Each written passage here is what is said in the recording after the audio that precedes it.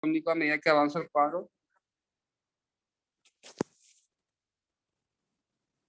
es la hipercalemia, ¿verdad? Entonces, y también hiponatremia. Generalmente estos pacientes los están edematizados, entonces hay una hiponatremia dilucional y también una hipercalemia como consecuencia del hipoaldosteronismo hiporreninémico, ¿verdad?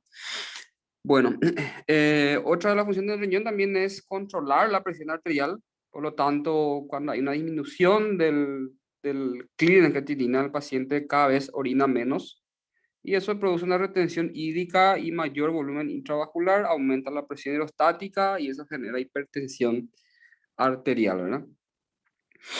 Bueno, otra de las funciones del riñón era la síntesis de vitamina D. Ustedes saben que la vitamina D es importante para la absorción de calcio a nivel intestinal. Entonces, un renal crónico con déficit de vitamina D produce osteomalacia y también un cuadro que se llama osteodistrofia renal, justamente por el déficit de vitamina D3, ¿verdad? Bueno, otra de las funciones del riñón era la síntesis de una sustancia que se llama eritropoyetina. Entonces, estos pacientes tienen tendencia a hacer una anemia de tipo eh, normocítica hipocrómica.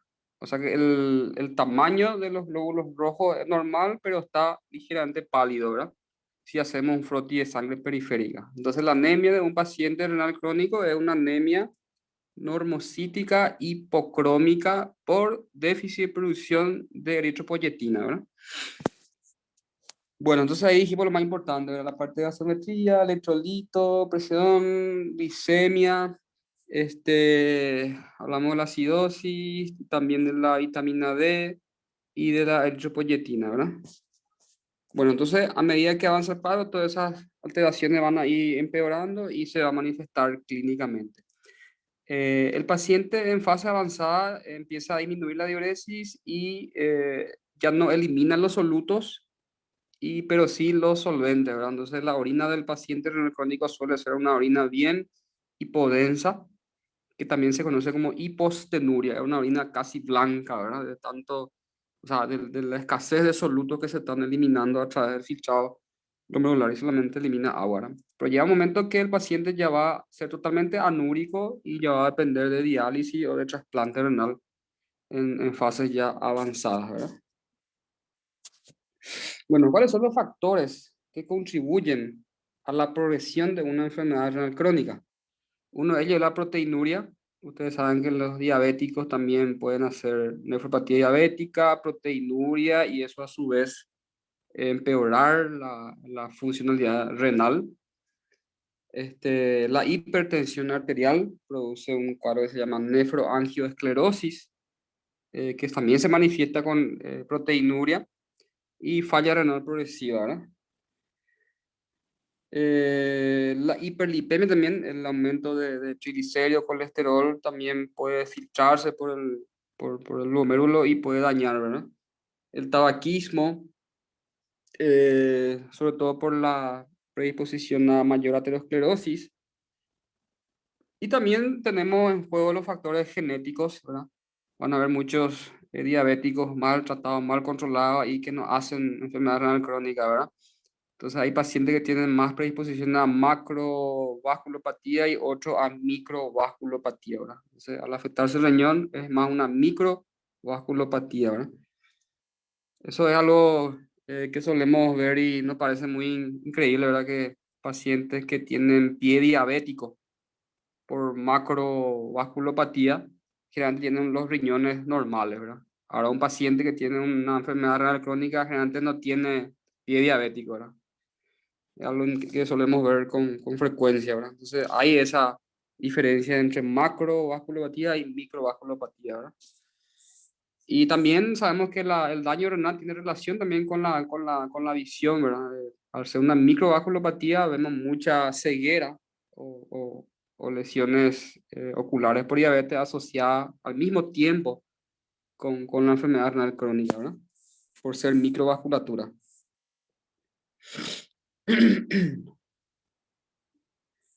Bueno, en realidad aumenta también, por más que la bomba de sodio y potasio no se esté activando por el estado hipoaldosteronismo y por reninémico, también por la disminución del filtrado glomerular se retiene sodio, ¿verdad? Entonces, hay una pseudo hiponatremia en realidad, ¿verdad? Se diluye el sodio, pero el sodio total está aumentado, ¿verdad? O sea, el sodio aisladamente está aumentado, pero como hay sobrecarga de volumen, entonces produce a su vez una pseudo hiponatremia, ¿verdad? Un sodio disminuido. Entonces, esa hipernatremia puede producir sobrecarga de volumen, edema generalizado y hipertensión arterial, ¿verdad? Ustedes saben que el sodio retiene también agua y mayor hipervolemia, ¿verdad? Bueno, entonces, como dijimos, es un cuadro progresivo e irreversible una vez que hacemos el diagnóstico. Em, por la historia clínica y también por los hallazgos de laboratorio, y también por los hallazgos de imágenes. En la ecografía renal, o sea, todo paciente con sospecha de nefropatía hay que hacer una ecografía renal y ver las características del riñón, ¿verdad? En una enfermedad renal crónica en fase avanzada, los riñones están disminuidos de tamaño y se pierde la diferenciación córtico-medular. Ustedes saben que el riñón tiene una corteza, una médula que por ecografía se distingue perfectamente, pero en un renal crónico esa diferenciación se pierde, o sea, todo es un mismo color. Hay una disminución del tamaño importante y hay se pierde esa diferenciación córtico-medular. Esas son las características más frecuentes de observar en una nefropatía crónica, ¿verdad? Y después hay que ver también la causa, ¿verdad? Si es una poliquistosis renal, vamos a ver múltiples quistes y el riñón está aumentado, pero vamos a tener clínica de síndrome urémico, ¿verdad? Ahí sería la excepción. En caso de amiloidosis también el riñón suele estar aumentado de tamaño. Amiloidosis porque es una enfermedad de depósito y la poliquistosis renal por la presencia de quiste, ¿verdad? Suele ser aumentado de tamaño. En el resto de las causas como diabetes, hipertensión arterial, el riñón está disminuido de tamaño, ¿verdad?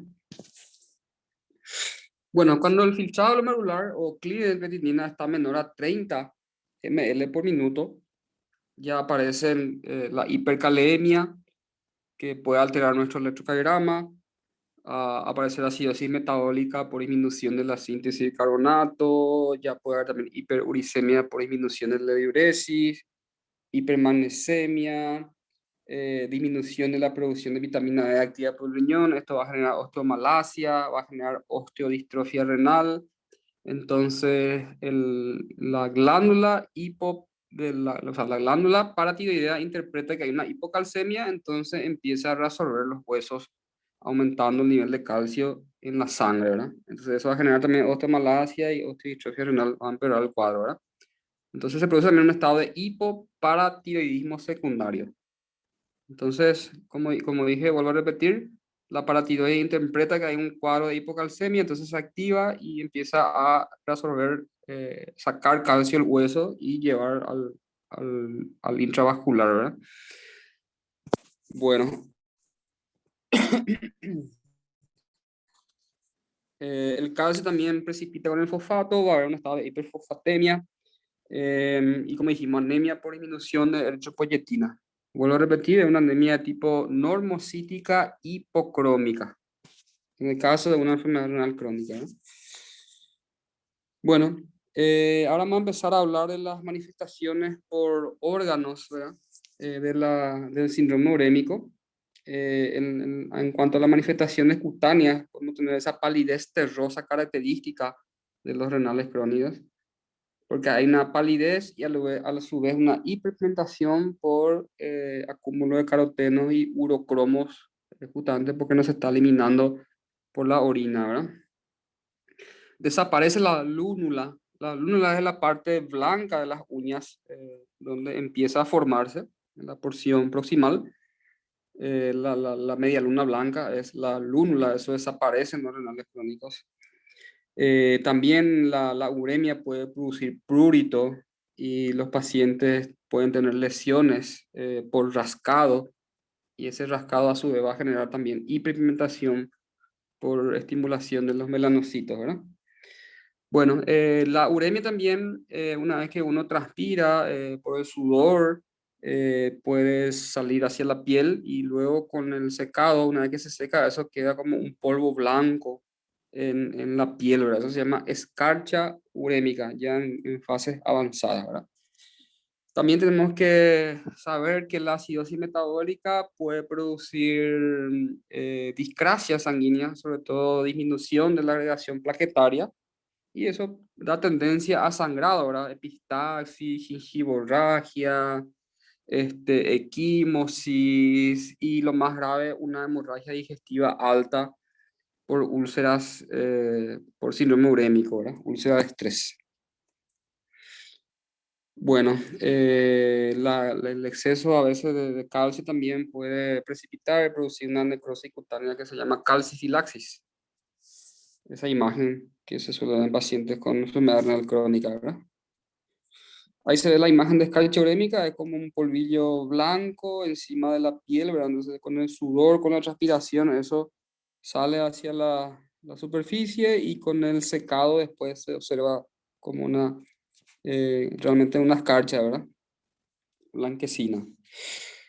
Bueno, en cuanto a las manifestaciones cardiovasculares, la causa más frecuente, o sea, es la causa más frecuente de muerte en un paciente renal crónico, las complicaciones cardiovasculares y muerte, ¿verdad? Sobre todo síndrome coronario agudo, ¿verdad? Entonces, la enfermedad renal crónica por sobrecarga de volumen y mayor volumen intravascular puede producir hipertensión arterial por aumento de la presión hidrostática. Y también por el aumento de la presión hidrostática va a producir edema, obviamente, ¿verdad? También la enfermedad renal crónica acelera el proceso de aterosclerosis, produce hipertrofia ventricular izquierda por la hipertensión y más adelante, obviamente, puede desencadenar una insuficiencia cardíaca congestiva. La cardiopatía isquémica es frecuente justamente por la aterosclerosis y es una causa principal de mortalidad. También se puede producir una pericardis urémica en pacientes ya avanzados, dolor precordial, tipo pericárdico, ¿verdad? No, tipo puntada. Y a la auscultación podemos encontrar un frote pericárdico sugerente de una pericardis urémica, ¿verdad?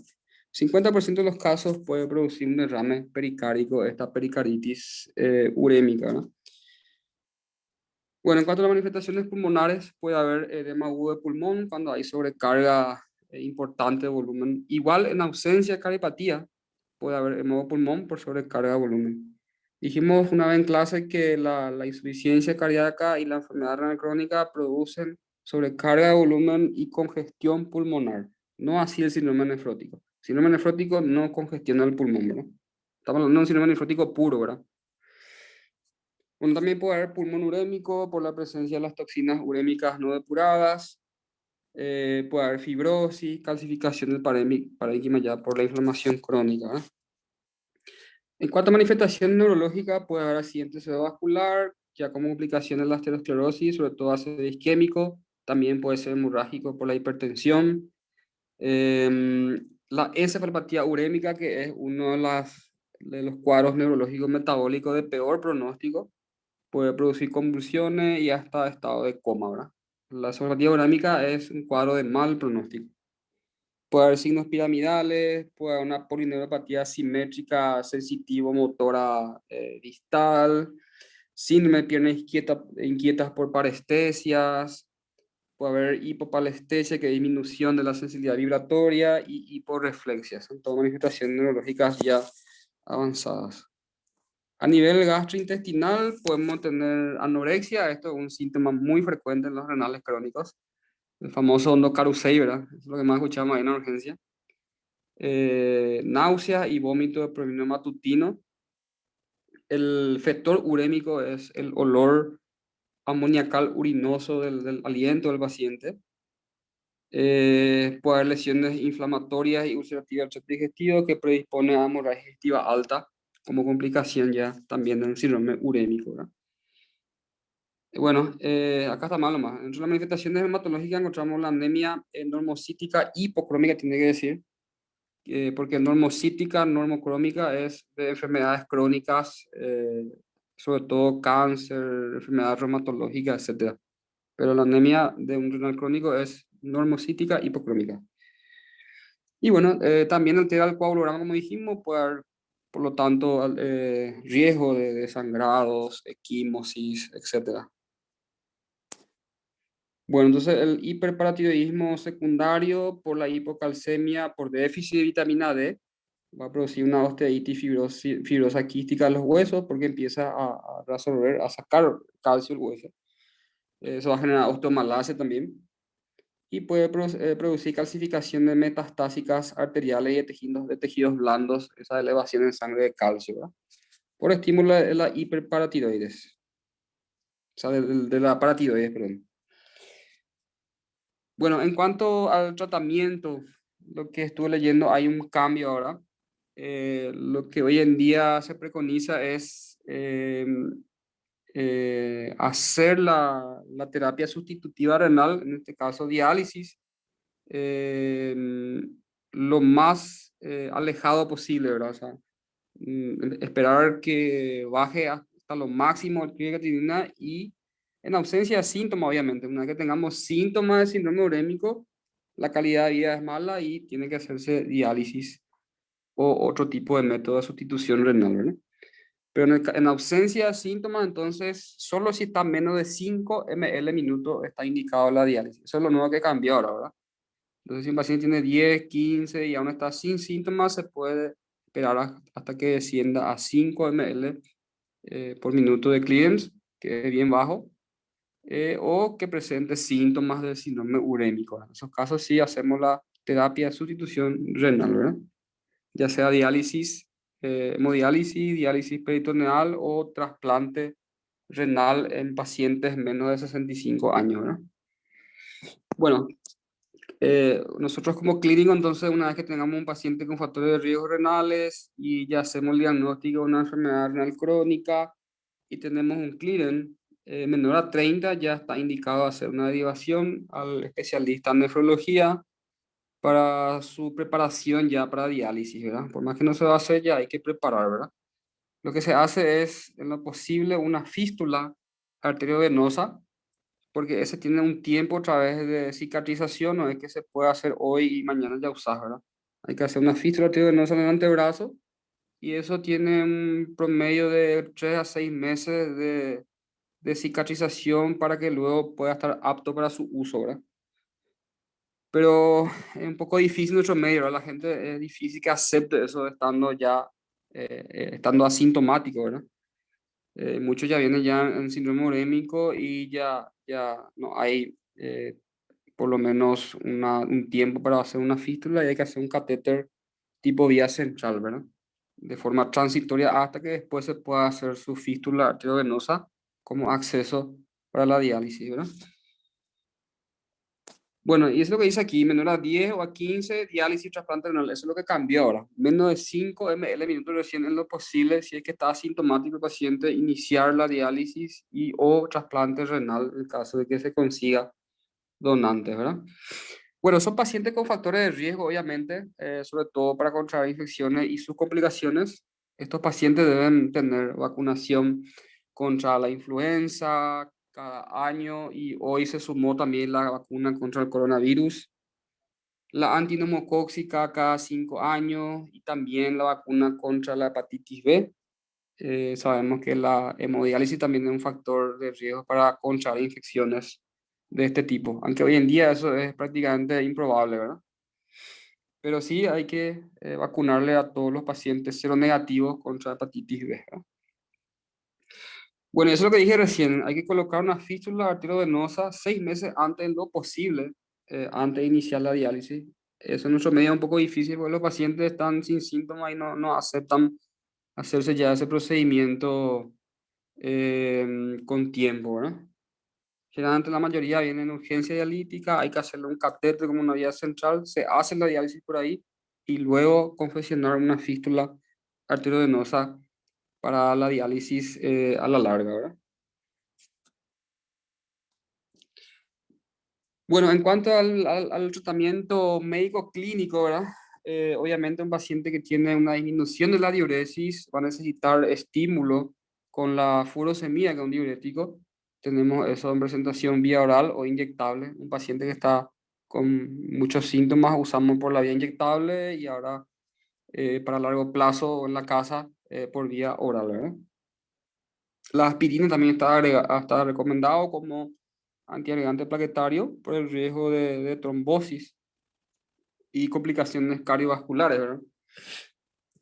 Bueno, en cuanto al manejo de la diabetes, obviamente debe ser insulina cuando hay un clear en menos de 60. La metformina ya está contraindicada. La metformina sería una eh, no, sulfanilureas es glicacida, glipicida son las sulfanilureas. Eso están contraindicados porque puede producir hipoglicemia en un riñón donde ya hay una disminución de síntesis de glucosa, ¿verdad? Y también la metformina porque puede producir acidosis láctica y sumarse a la acidosis metabólica de la enfermedad renal crónica, ¿verdad? Bueno, el único medicamento vía oral que se puede utilizar y que es de metabolismo hepático es la linagliptina. Eso tienen que anotar. La linagliptina es el nombre comercial que más se usa de Trayenta, conocido, ¿verdad? Entonces, este medicamento sí se puede usar porque es metabolismo hepático, ¿verdad? Bueno, el paciente debe recibir, obviamente, vitamina D, calcio, para darle lo que le falta, y un control estricto de la presión arterial usando medicamentos en relación a lo que esté indicado y no contraindicado, ¿verdad? Por ejemplo, IECA, ARA2 y tiacídico está contraindicado en pacientes con clean menos de 30 ml minuto. Ahora, si está más de 30, sí podemos usar, ¿verdad? Si está menos de 30, usamos bloqueantes de calcio como la amlodipina o la nifedipina.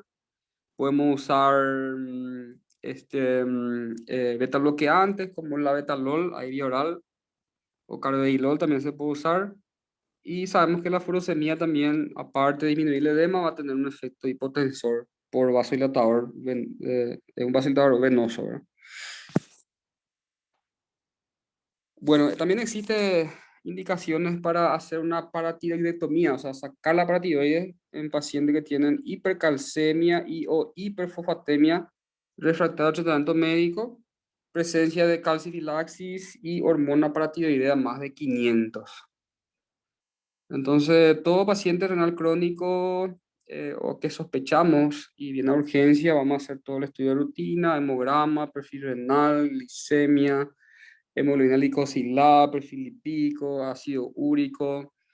Tenemos que ver el análisis de orina y sedimento.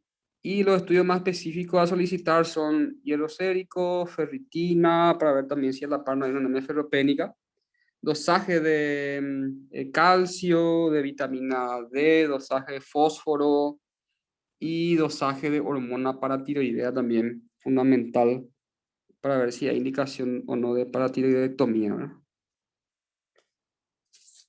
Bueno, entonces en resumen, el tratamiento en sí, un paciente que tiene un clear más de 30, sobre todo si se asocia a proteinuria, ¿verdad? Ya que la mayoría tiene también proteinuria, los fármacos más recomendados son los IECA-2, siempre que tenga un clear más de 30, ¿verdad? El objetivo es que la proteinuria disminuya por lo menos a menos de 500 miligramos día. El control estricto de la presión, sabemos que la hipertensión empeora la proteinuria y también empeora la progresión de la enfermedad renal crónica. Entonces, el objetivo es mantener una presión menor a 13,9 si la albuminuria es mayor a 30 y menor de 14,9 si la albuminuria es menor a 30. O sea, tiene en cuenta otra vez la pérdida de proteínas. Cuanto más alto, más necesitamos bajar la presión, ¿verdad? El control glicémico, tenemos que tener como objetivo que la hemoglobina glicosilada llegue a 7. La restricción proteica tiene que ser máximo una dosis de 0,8 gramos kilopeso día de dieta. Generalmente se recomienda normoproteica, ya en estadio 4 y 5.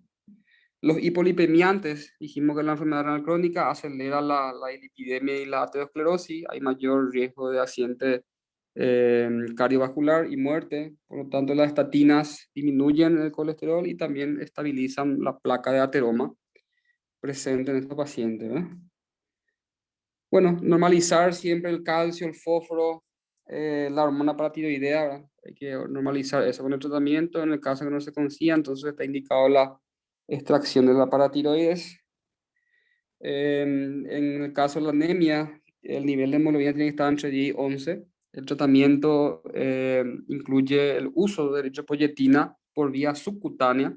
Se hace 3 veces por semana eso. Una vez que se consiga una buena hemoglobina, después se puede pasar a una pauta de mantenimiento que es una vez a la semana del inyectable, ¿verdad? En este caso, eritropoyetina recombinante humano. Por vía subcutánea se aplica eso, ¿verdad? En cuanto a la acidosis, también se puede utilizar bicarbonato por vía oral para tratar de mantener un carbonato más de 20, aunque generalmente en la práctica médica no solemos ver esto, ¿verdad? Somos poco lo que indicamos bicarbonato como tratamiento. Y otros cambios, obviamente, la reducción del peso, disminución del consumo de sal a menos de 5 gramos al día y abandono del hábito tabáquico. Importante la actividad física, sobre todo las caminatas, ¿verdad? Entonces, esto sería el objetivo general del tratamiento. En resumen, em, como dijimos al principio, una enfermedad progresiva e irreversible, el tratamiento va a hacer que la progresión sea más lenta nomás. No se va a curar de eso, ¿verdad? O sea, no vamos a atajar. El tratamiento es para mejorar los síntomas, la calidad de vida, y que la progresión sea más lenta, ¿verdad? Una vez que uno hace el diagnóstico de enfermedad renal crónica con o sin tratamiento, el cuadro es progresivo e irreversible. Bueno, ¿alguna pregunta hasta aquí? Doctor, ¿la hemodiálisis no tiene contraindicación? Y no, no hay contraindicación, ¿verdad? En general. Tuvimos una vez un caso de un paciente que era VIH, que hizo una enfermedad renal crónica por VIH, y en ese caso sí le fue un poco complicado porque tenía que usarse una máquina especial, obviamente, ¿verdad? Para evitar que otros pacientes usen la misma máquina, ¿verdad? Ese fue un caso que el año pasado no nos tocó pasar eh, por ese lado nomás, ¿verdad? No fue una contraindicación por la enfermedad, sí, sino solamente por el riesgo de que la máquina se contamine, ¿verdad? Sí, sí, sí. Pero no hay contraindicación. Es una terapia de sustitución renal, así como dice, ¿verdad? Sin eso la vida es incompatible, ¿verdad? Nosotros vemos mucho síndrome urémico ya en fase avanzada de estadio 5, ¿verdad? Una enfermedad renal crónica. Es un poco difícil en nuestro medio, ¿verdad? La gente ya viene en estadio 5, ¿verdad? Cuando hay síntomas mínimos y tolera estadio 3, estadio 4, la gente no acuden, ¿verdad? La mayoría ya viene estadio 5 en urgencia dialítica. Tenemos que andar corriendo detrás, ¿verdad? Cuando viene en urgencia dialítica hay que saber que el paciente tiene que entrar en una unidad de terapia intensiva y al lado la máquina de diálisis, porque está descompensado el paciente. Ahora, una vez que el paciente esté compensado, ya se hace en sala común las posteriores diálisis que le corresponde, ¿verdad? Que tiene que ser 3 veces por semana y dura entre 30 a 45 minutos cada sesión, ¿verdad? Ese es otro problema también, ¿verdad? Hay buena cantidad de pacientes, a veces ya no hay turno o el paciente se hace 1 o 2 veces por semana nomás, entonces tenemos esa dificultad también, ¿verdad? Pero lo ideal es 3 veces por semana, de 30 a 40 minutos de sesión cada sesión, ¿verdad? Entonces es complicado, ¿verdad? Y por último hay que saber eh, que también el trasplante renal es una buena opción y según estudios en España, el trasplante renal es mucho más barato que hacer diálisis, ¿verdad? Las máquinas de diálisis tienen que tener un tipo de agua tratada, los insumos, las complicaciones. Entonces, según estudio del MIR de España, hacer trasplante renal es mucho más barato que hacer diálisis. Pero bueno, acá hacemos poquísimo trasplante.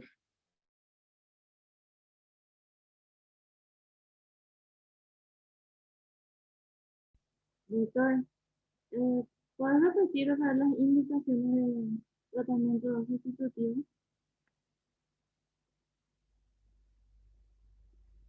Urémico es de indicación de diálisis, ¿verdad? Un paciente que hacemos el diagnóstico de enfermedad renal crónica y viene por anorexia, por ejemplo, obviamente hay que hacer diálisis, porque si no, no se va a morir si no come, ¿verdad? Si viene por náusea y vómito, bueno, diálisis también. Si viene con síntomas neurológicos, bueno, diálisis, todo lo que esté atribuido como síntoma de la enfermedad renal crónica, ¿verdad? Hace una hemorragia digestiva alta, por ejemplo, por úlceras, también hay que hacer diálisis. Viene por una pericardite urémica, también hay que hacer diálisis, ¿verdad?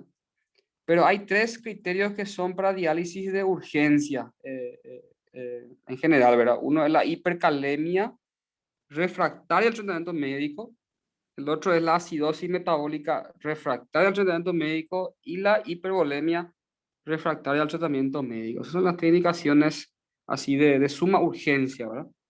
El resto de los casos que le comenté no son tanto de urgencia, ¿verdad? Una anorexia, náusea y vómito, eso que antes se puede esperar un poco más, ¿verdad? No es tan urgente, ¿verdad? Pero sí ya debe empezar lo antes posible su diálisis también, ¿verdad?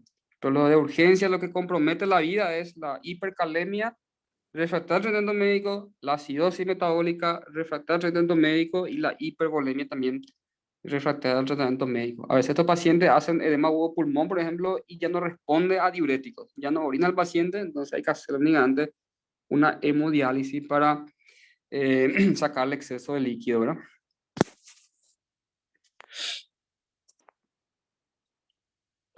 Pero en ausencia de síntomas, entonces, como dijimos, si solamente menor a 5 ml por minuto de clean, en ausencia de síntomas, ¿verdad?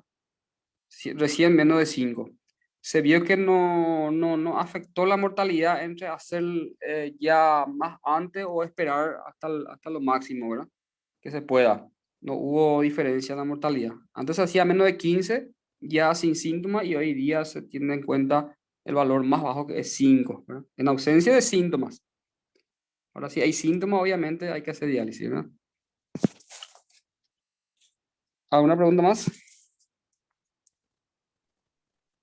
Doctor, en este caso, por ejemplo, de la hiperfosfolemia, por ejemplo, ya no hay más, tipo, no hay fármacos o tipo, prácticamente ya tenemos ya la paratiroidectomía, ¿no?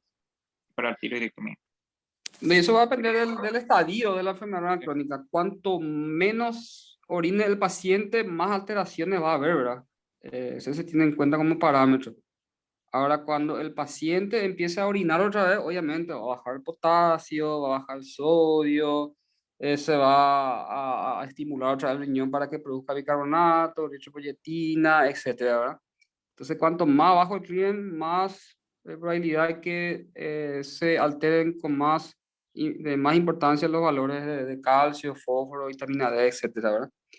No siempre se llega a la cirugía, ¿verdad? De la paratiroidectomía, ¿verdad? Al menos en nuestros medios no es algo que se hace con frecuencia, o sea, yo nunca hay que operamos eso, ¿verdad? No solemos llegar hasta ese extremo. Em, entonces eso va a depender de tu cliente. Cuanto más bajo el cliente, más alteraciones va a encontrar y más síntomas va a tener el paciente, ¿no? Y llega un momento que ya ni responde a furosemida al paciente, ¿verdad? Entonces con tratamiento médico muchas veces compensamos al paciente, no le curamos, ahora le compensamos, mejoramos su calidad de vida y se espera la diálisis. Pero hay veces que no responde al tratamiento médico, entonces hay que optar únicamente por la diálisis ya de forma definitiva, ¿no? Sí. Entonces el tratamiento médico hasta un cierto punto resulta, ¿verdad? Dependiendo del clearance. Cuanto más bajo, menos va a ser la respuesta al tratamiento médico, ¿verdad?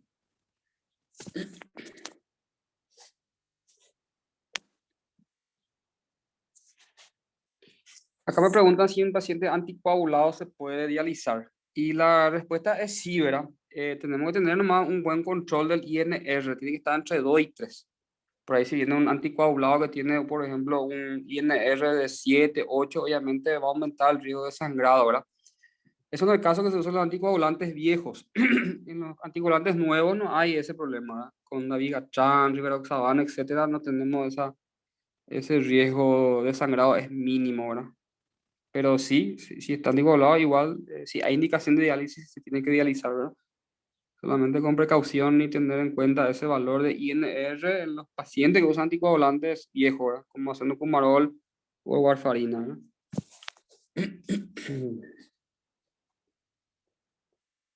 Entonces la anticoagulación en sí no es una contraindicación, ¿verdad?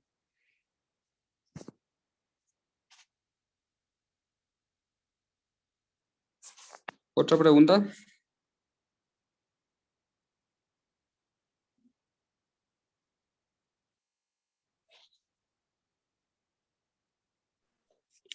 Bueno, excelente, dejamos por aquí entonces. Dale, dale, hasta luego. Dale, saludos.